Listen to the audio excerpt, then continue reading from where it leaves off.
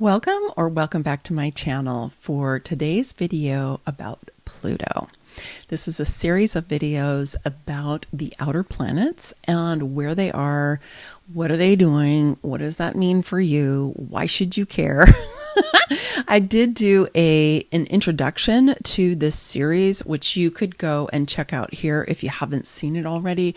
And in that video, I talk about the relationship between astrology and human design regarding the outer planets, because astrology sees them really quite differently. And they understand the planets as being very generational.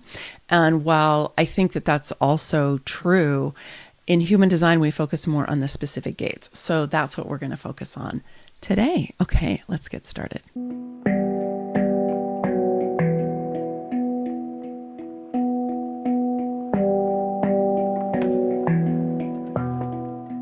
So let's remember that the time that any of the planets spend in any of the gates has to do with how close they are to the sun. So let's just take a look at this image that shows us the planets in order, right? And you can see Pluto is all the way out at the end of the solar system. It is an ice planet. It's way out there.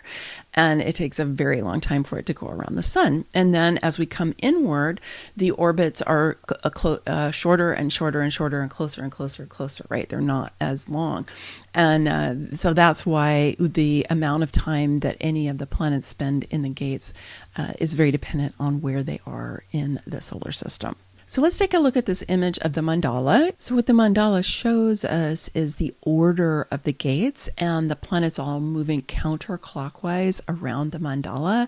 And that is how we know which gates any of the planets are going into, what the enablers are, what the sequence is going to be, and how what happens when they're retrograding back and going forward and back and forward. Pluto is the god of the underworld. He's Phoenix energy.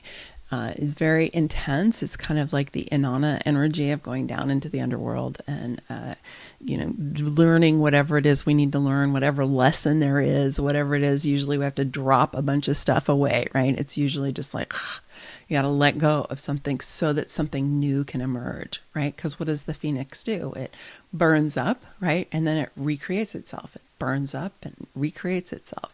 And so Pluto is that kind of energy.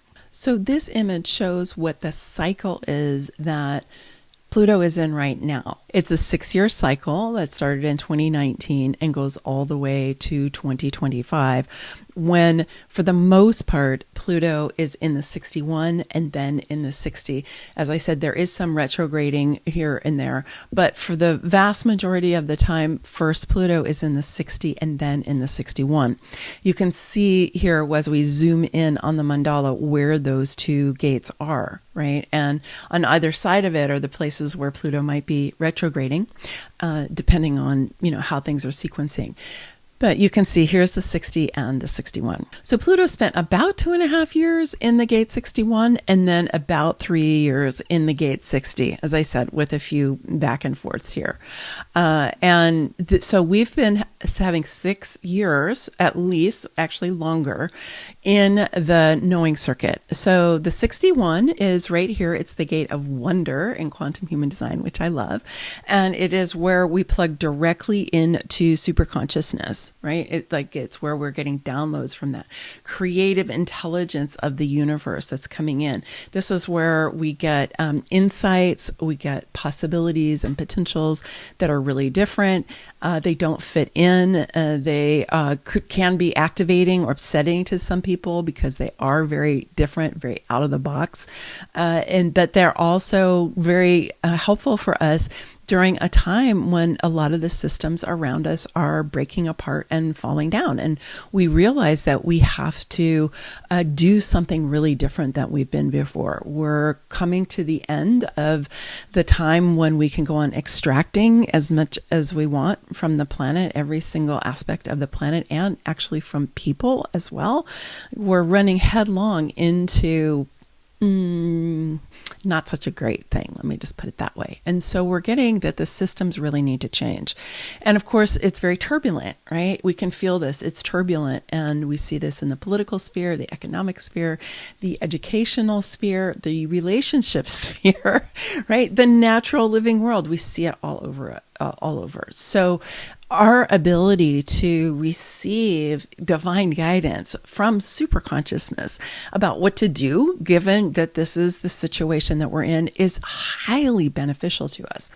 So I encourage you to really write down any downloads that you get.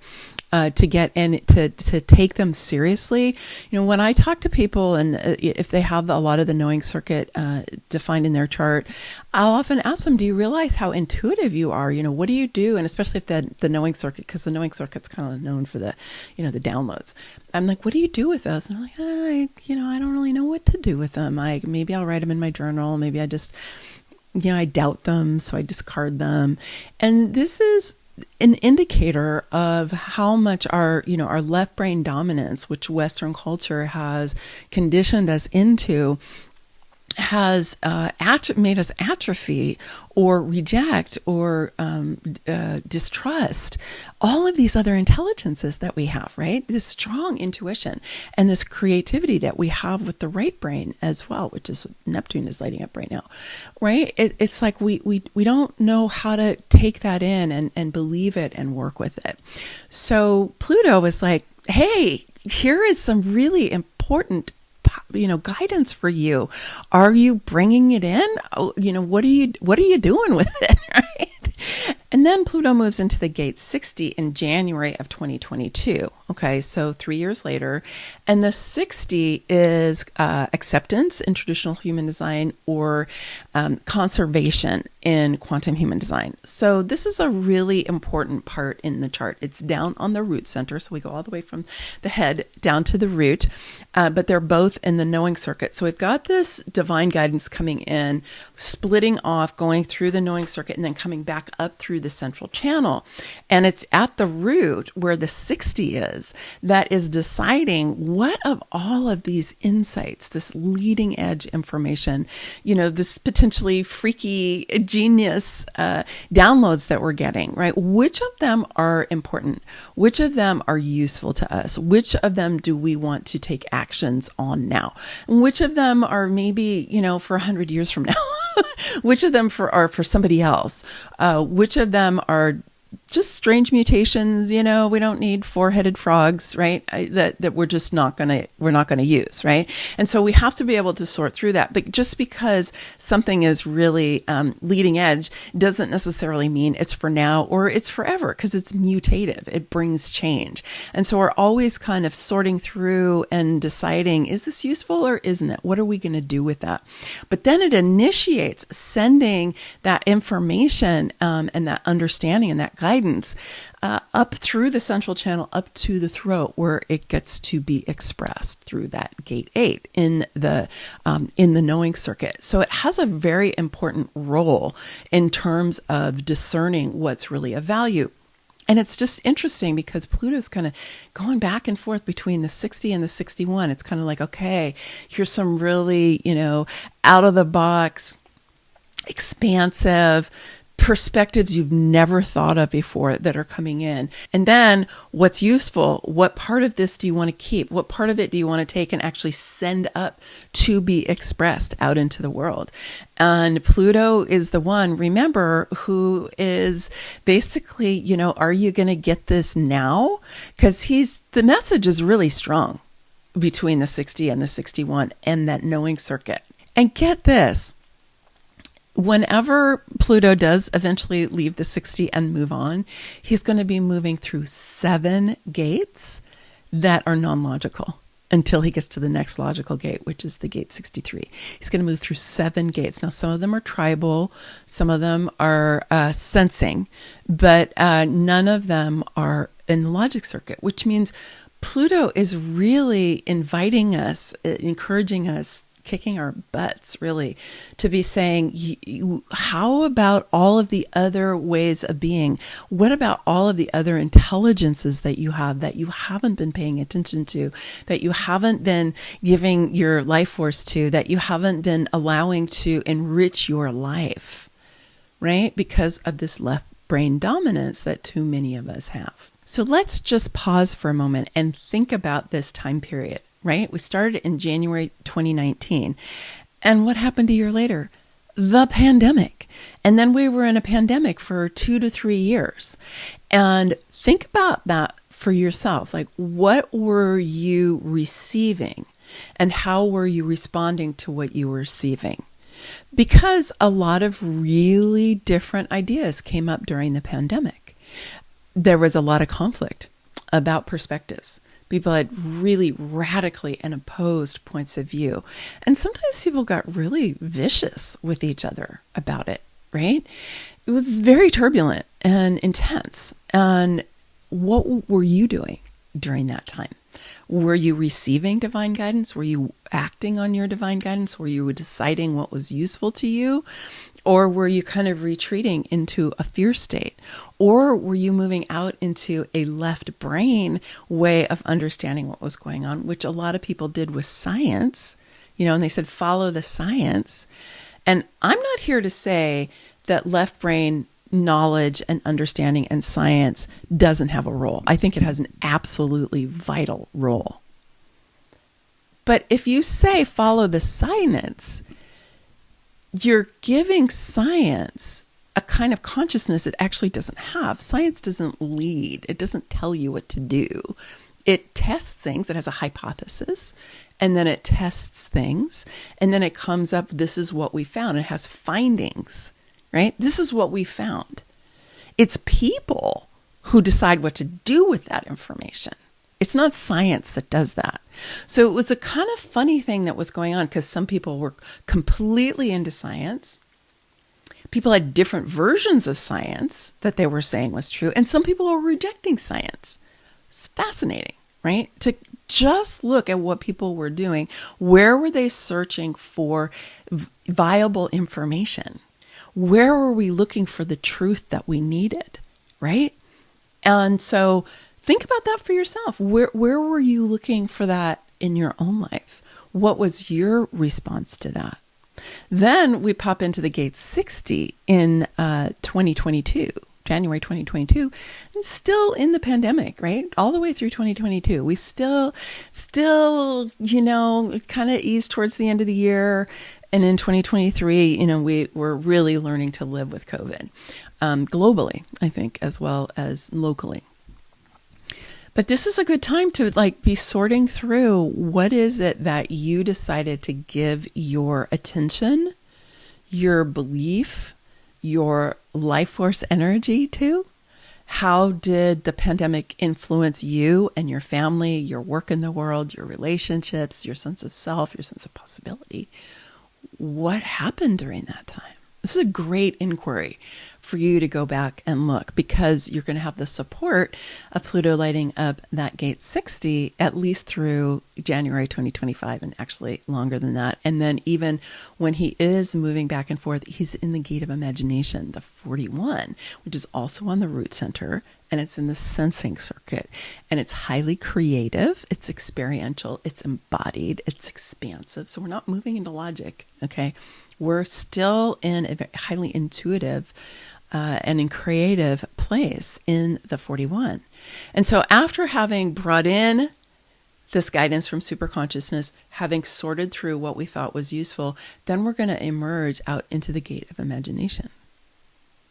So Pluto's then saying, what is it that you're imagining based on what has happened over these last 6 years, right? What are you going to bring with you that's helping you to see the world differently, yourself differently, what's possible differently? How are you going to allow your imagination to really expand? I know for me, I spend a lot of energy helping myself and my clients, and in my book, my readers, right? See, how are we going to move from here to the world that we would be delighted to leave to future generations, right? How can we imagine that world? And we need a lot of guidance from superconsciousness, and we need all of our faculties, our imagination to do that. Because, we've been really, really embedded in this idea of the story of change, is what Charles Eisenstein calls it, right? Which is the march of Western culture. And we're realizing that we can't keep marching to that tune anymore. We just can't. It's going to take us off the cliff of the health of our planet if we do. So my invitation to you is for you to be opening yourself up to some things that maybe you doubted, you rejected, you said, no, it can't be that way.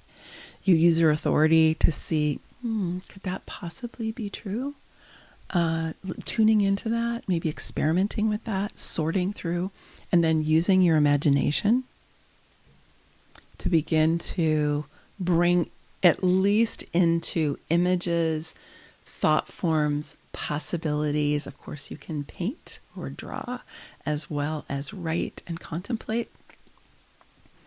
What are the qualities of the world that you most want to live in that you would be happy to leave to the next generations? Because it's going to take all of us doing that and then taking actions along that way for us to get to where we want to go. All right, I'm delighted to have this time with you. I want to encourage you to go check out my Embody Your Human Design through Creativity and Intuition program that's coming up starting this summer and going through the fall. And we're going to be digging into these kind of themes much more deeply. And my intention is to help you to really activate the intelligences that maybe haven't had the attention that they deserve in your life, the sensing circuit and the knowing circuit in particular, and to see how can you make this real for yourself? How can you unleash yourself from that left brain dominance that, has a place but shouldn't be in the driver's seat? Okay. So I do have a special page. I'm going to invite you to go check it out.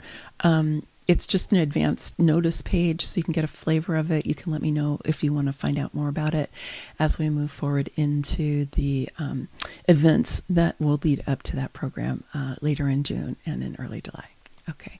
Many blessings. Much love.